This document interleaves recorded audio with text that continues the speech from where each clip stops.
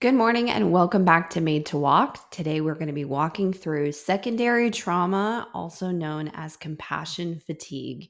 So, this is very common in nonprofit work, especially within churches and organizations that deal with children or women who've been through severe trauma.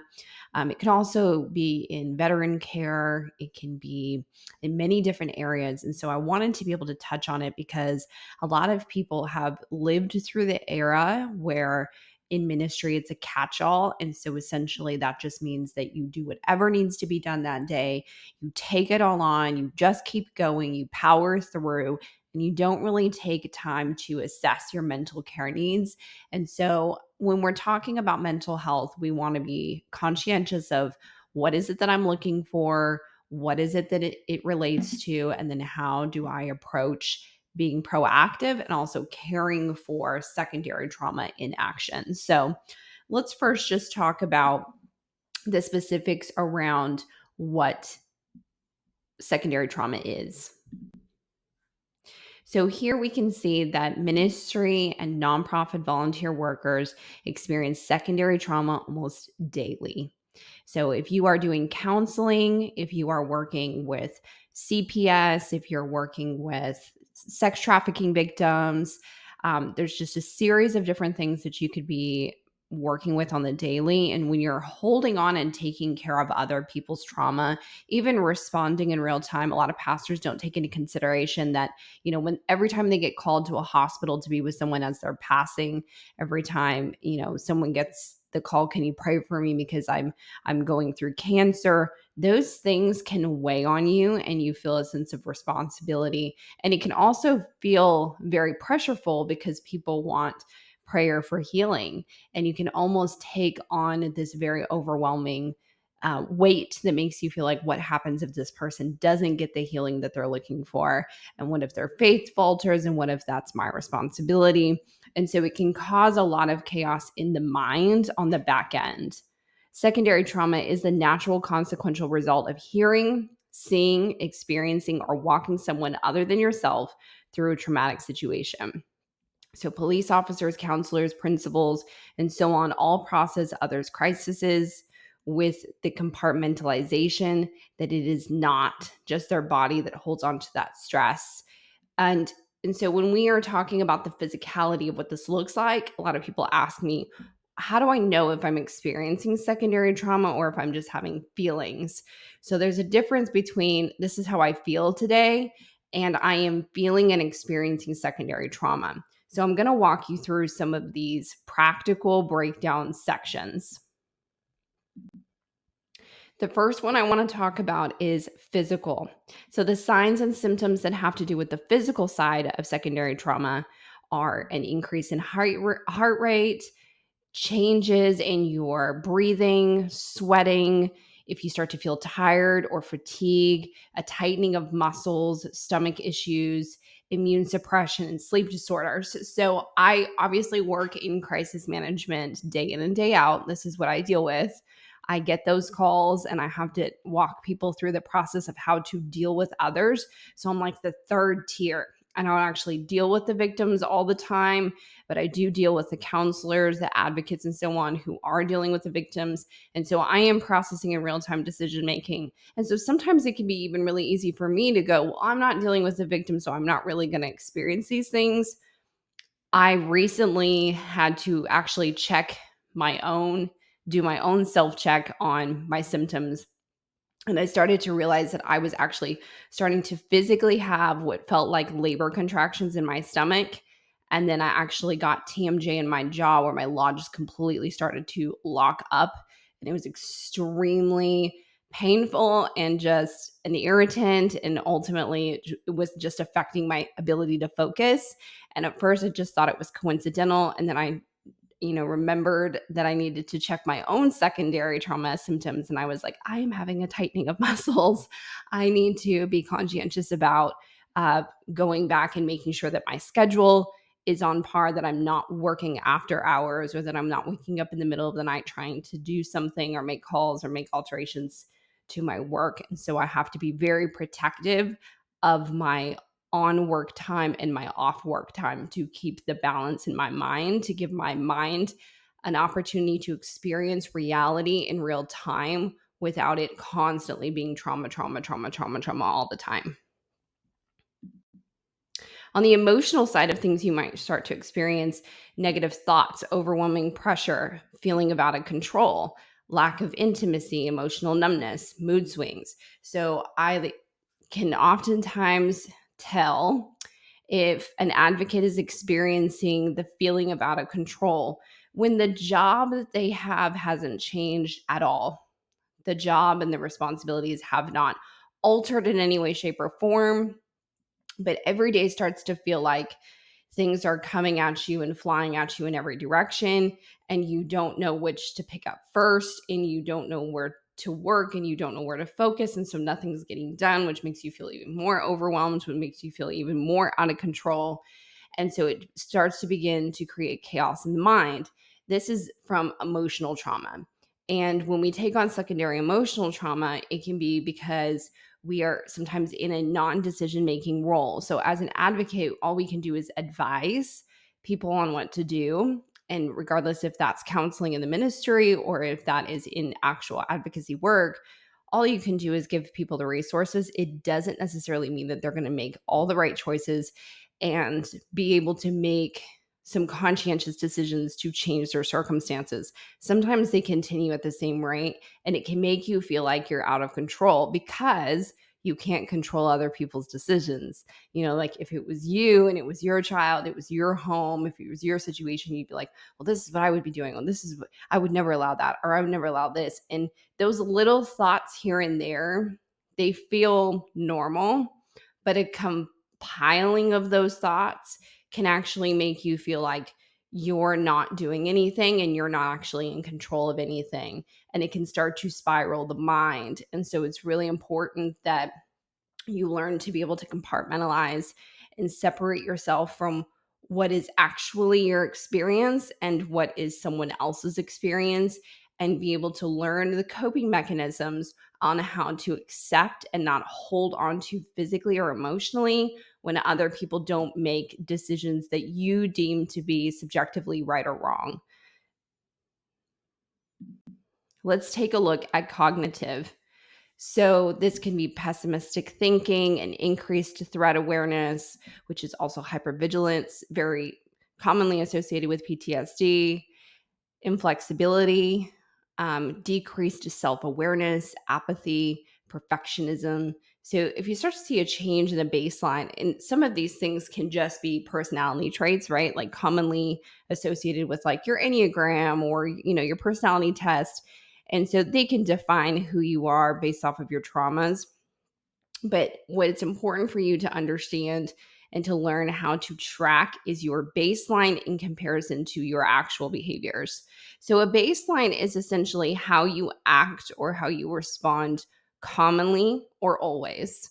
And when you're in a state of commonly or always, people know what to expect from you, even if you have a change of, even if you have a different personality than other people.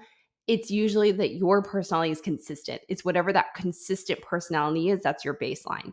So when someone is acting against their baseline, that's when you know that you have a significant cognitive change. And so, for example, if someone is normally very active and very joyful and very chatty and very social, and then all of a sudden is completely suppressed, doesn't want to socialize, doesn't make eye contact, doesn't, saying few words, that would be a significant change in behavior from their baseline. Now, a person who's commonly, antisocial, who all of a sudden wants to start to go out and party and drink and is increasing, like not wanting to be home alone, that would be a change in their baseline. And so you want to take into consideration, just because you think something is the right way of living or the wrong way of living doesn't define whether or not you're having a cognitive change. It can just be that, they're living life differently than you. What you're looking for is a significant change in behavior from their baseline, not your baseline, but their baseline. Let's take a look at social. So we talked a little bit about this in the last category, just essentially withdrawal or isolation, avoiding others or social gatherings, irritability or outbursts. It's important for you to learn some of the coping mechanisms. This is commonly associated to anger. It is not anger. Outbursts and irritability in the social aspect of anything that has to do with trauma relation is not in the category of anger. It's actually in the category of anxiety. So we would consider that to be like outbursts of rage. Outbursts of rage would not be in the anger family. It's actually in the anxiety family. And so it's important for us to take into consideration when someone does have a moment and you go, whoa, like where did that come from? Why is that person so angry? You really have to consider it to be if it's against their baseline, like they're not normally an angry person, but they had this outburst, they may be experiencing some secondary trauma, and it may be coming from a place where they are feeling out of control and or they are trying to take control of something. And so that outburst comes from that social aspect. And so it can be difficult um, when you notice it in other people. I think probably one of the most difficult things that you have to learn how to do is to approach someone when you see it. So I often try to allow someone to tell me instead of me say, hey, you're acting weird. People can get really defensive or, why are you so angry? When you say things like that, people get really defensive because they're like, I'm not angry. What are you talking about? Like, I'm being rational. I'm asking you a valid question you didn't give me an answer to. Whatever it is, you have to ask yourself, like, how would you want to be asked if you were in the opposite seat?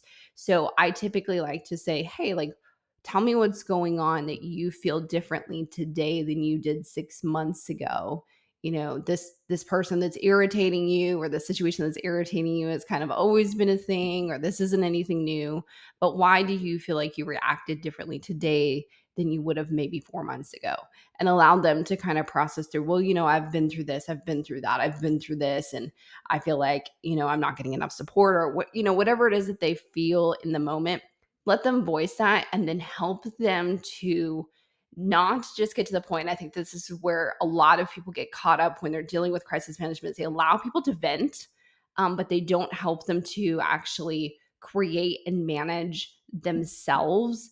And even if you create resources for them, like you have an in-house therapist or you have resources for secondary trauma, when you don't teach people how to individually learn how to manage these things, they become dependent on another person or another resource. And when that resource or that person leaves, they will go back to not knowing how to regulate. So it's important for them to learn how they themselves can help themselves to regulate. And so if that's more strategic planning, if that's more freedom, some people need to have rhythm and systems to feel in control.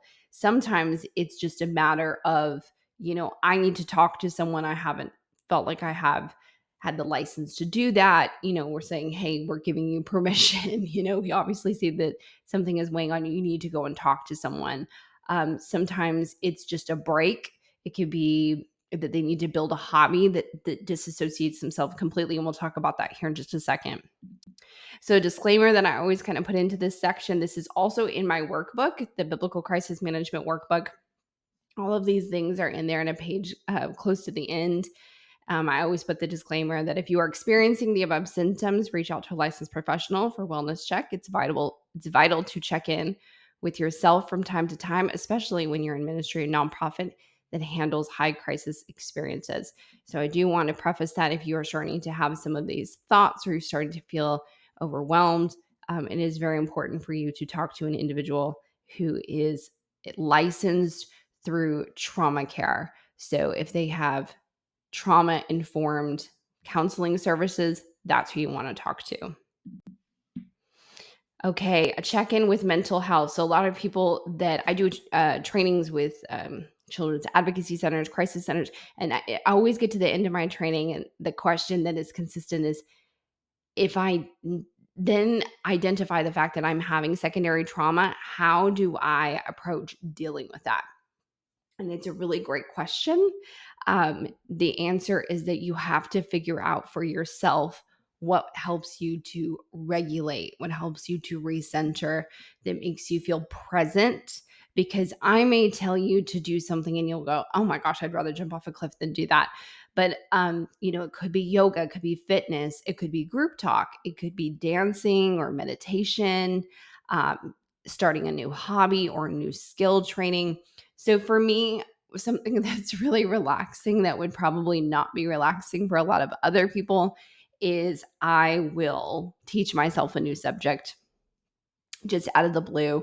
I'll pick a category that I'm like, I've never taken this course before. I'll sign up for like a 6-week course and quiz myself, and it makes me feel accomplished that I am doing something for myself and that I'm learning something that I enjoy learning about, and that I feel like I'm gaining knowledge and I'm gaining access and opportunity through just leaning into things that make me feel centered with the world right now. I also love music. I love being able to be in motion.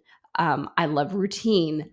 I love going to the gym. So when these things are off, I can tell that my moods will also be off, and I'll go, well, yeah, I mean, I haven't gone to the gym in 3 days. So it could be part of it. So you kind of have to tell yourself from time to time, even if you've implemented some of these things, are they still in process, and am I being consistent with them? Just because you go to the spa one time every 3 years doesn't mean that you're taking care of yourself. So you do need to keep yourself conscientious of that. It's also okay to take a hiatus. I think that this is really commonly skipped over, especially in ministry. It's like, nope, you just keep going. You just figure it out. Someone's got to do it. This place is going to fall apart if it's not for me. If I leave, then everyone will leave. Like, you take on so much personal responsibility. And I think sometimes we make God really small and we make ourselves really big. I think it's vital for the safety of ourselves, but also for the safety of others, to take time to replenish and rebuild so that we can pour into people well. Because I don't know about you, but and I know some people love flat warm soda, but I'm not one of them. So there's nothing worse than like picking up a can of soda that's been sitting outside, that's got about this much left in the can, and you go and take a sip of it and it's flat and it's hot and it is disgusting and it is the absolute worst. You would rather have not had a drink, right? And so I sometimes feel like when you stay in ministry too long and you continue to pour into people, that's the portion of yourself you're giving to them. And they're getting this very non authentic, non genuine, non empathetic person who's lacking the ability to give empathy and connection because them themselves are just burnt out. And so, like you would rather have not had a drink that day than to take a sip of that and have that lingering in your mouth and it's just disgusting. That's the same feeling that people sometimes get from people in ministry who've been there too long. Is they get this taste of like, oh, that's what you're gonna tell me in my time of need? That's horrible advice. Like, I'm never coming back to church or whatever it's gonna be. And as much as I can say, well, that's their personal responsibility and choice, it's also our personal responsibility and choice to know when we are able to care and give people our all and our best and when we can't. And knowing those areas of service that we're really good at and we can pour into, like I do great in a structured setting. Um, but my husband's like a phenomenal greeter. Like, he loves talking to people and greeting them and seeing their faces and remembering their names. And I'm like, I could see someone 100 times and I do not remember that person's name. And it's horrible. It's a horrible, horrible thing. But my brain just doesn't work like that. And so that could be really offensive to someone if I'm the one greeting at the door and they see me every week and they're like, hi, Izzy. And I'm like, I have no idea who that is. Who is that again? It could be really offensive to them. So I just know that's not my role. That's not my strength. That's not somewhere I need to be. And a lot of times in nonprofit world and work, we have to identify the parts that we should be doing and the parts that we don't need to be doing. And then we need to be very logical and we need to be very responsible about the reality of the situation and being very grounded. Sometimes we can over spiritualize traumatic situations, and sometimes we just need to be very practical. So I love in the book of Mark, chapter 5, verse 43. This is right after Jesus raises the little girl from the dead. And he says to them essentially, don't tell anyone, which, immediately you kind of ask yourself, why does he tell them, don't tell anyone? My personal take on it is because he wanted them to have privacy and a time to really like recenter after everything.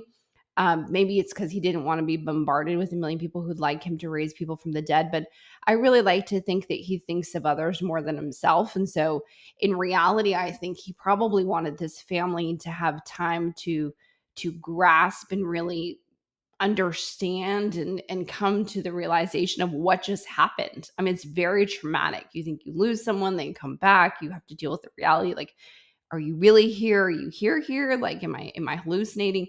And so having a bunch of people coming around asking questions about your daughter being raised from the dead was just probably not the most um cognitively, emotionally, or physically responsible thing to put on someone, because they need time to deal with themselves and not be trying to deal with everybody else who has a million questions. But I love the second part of this verse because it says, then he told them to give her something to eat. Like, he's just very practical. He wasn't over spiritualizing anything. He wasn't like, and at this time, I would like you all to gather, and I'm going to, tell you this philosophical reason as to why I did this or how I did it. He just was like, give the girl something to eat. And sometimes I think that, dealing with secondary trauma can be as simple as like, if you love baking, then, take a day, turn off your phone, don't turn on the news, bake a pie. If you need a change of scenery, go sit in a coffee shop, order the cup of coffee you've been wanting to order, have the muffin you've stared at 15 times, just it can be as simple and as practical as just taking a moment to replenish yourself in a physical way as well. So, making sure that you are staying hydrated, that you are staying healthy with your eating habits, that you're if you are fasting, that you are being responsible at how you're fasting and you are doing it for the right reasons. So just keep in mind that there is a spiritual part of our work, but there's also a practical part of our work that we need to be conscientious of. So in this verse in 2 Corinthians chapter 1, verses 3 through 5, praise be to God and Father of our Lord Jesus Christ, the Father of compassion and the God of all comfort, who comforts us in all troubles so that we can comfort those in any trouble with the comfort we ourselves receive from God. For just as we share abundantly in the sufferings of Christ, so also our comfort abounds through Christ. And so I really love this verse because it really shows the progression of where comfort comes from. And sometimes I think in ministry and in nonprofit work, because we feel such a responsibility for the success of the work that we do, we carry this personal responsibility. Like, I can't show people my vulnerabilities and I can't show people when I'm struggling, because then they'll fall apart and I won't be able to comfort them. But I think it's important for us in our vulnerability is not necessarily to say like, I can't do today, like, yes, I think a lot of people would feel discouraged if you were like, I can't do today. But to be honest and saying, I'm going to take a week, or I'm going to take today, and I'm going to seek comfort from the Lord because I know he'll give that to me so that I can fully love people well. I think how we say things to others makes them feel encouraged. So they're not going to be timid. They're not going to be afraid if you're communicating things responsibly. When you're just like, I don't know if I can, I don't even know if I want to stay in ministry. You just like run out the door and you disappear for a week. Yeah, you're going to create chaos. But I think when you're responsible about how you say it, people will say, you know what, if he can do that, if he can take the time to be honest and say, I'm seeking comfort from the Lord, then I can also say that when I need to, or I can be that for my spouse. I can be that for my kids. I can encourage my kids when they're disheartened. So we need to be examples by how we care for ourselves first, and how we care for ourselves is giving ourselves time to replenish both in the Lord, but also in the practical sense. So I hope that this is helpful for you if you are an advocate who's helping other advocates through secondary trauma. I highly suggest you carry a few workbooks on how to process through secondary trauma, create some in house services or resources for them to be able to utilize. Um, if it's in your budget, have the things set aside to say, yeah, I see you. You're working really hard. You're going at an insane pace. You're doing great work, but I can also see that you are having a moment. And so I'd really like you to take today and go make yourself a warm cup of tea, read a book, and don't answer your phone. Don't look at your emails. Just take a day. Sometimes people just need the permission to do it because they don't want to fail other people. So I really hope that this was helpful to you and that you feel encouraged, that you have a little bit of better understanding about the fatigue that we can have sometimes in our efforts to be compassionate to others. And I look forward to doing more with you.